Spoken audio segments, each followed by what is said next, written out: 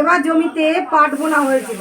দেখো পাটের শাকগুলো খুবই পাট বোনা হয়েছিল, ঘন কালো পাট হয়েছে। তবে এত পাট তো জমিতে রাখা যায় না, তাই কিছু কিছু পাট তুলে দিতে হয়, একটু ফাঁকা করে দিলে পাট গাছগুলো ভালো হয়।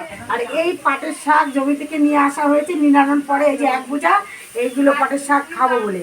তবে পাটের শাক, এই যে আটিটা পাটের শাকের আটিটা খুলছি, দেখো অনেক পাটের শাক রয়েছে। এই পাটের শাক যদি আমরা কুচি কুচি করে কেটে যদি একটু শুকনো লঙ্কা ফোড়নে পেঁয়াজ আর রসুন থেতো করে দিয়ে আমরা শাক রান্না করি, খেতে খুবই ভালো লাগে। তাছাড়াও পাটের শাকের ঝোলও খাওয়া যায়, পেঁয়াজ আর লঙ্কা ফোড়নে দিয়ে একটু জল দিয়ে আমরা একটু ঝোল ঝোলও করে রান্না করা যায়। তাও পাটের শাক আরেক প্রকারে রান্না করা যায়। যদি পাটের শাক একটু বড় বড় দরকার এই পাটের শাকগুলো।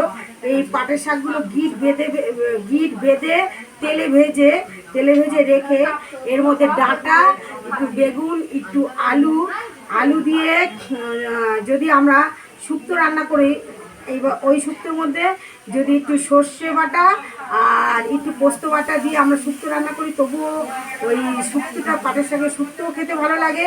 তা তোমরা আমি যেভাবে বললাম এইভাবে যদি পাটের শাক রান্না করে খেয়ে দেখতে পারো, আশা করি সবার খুব ভালোই লাগবে।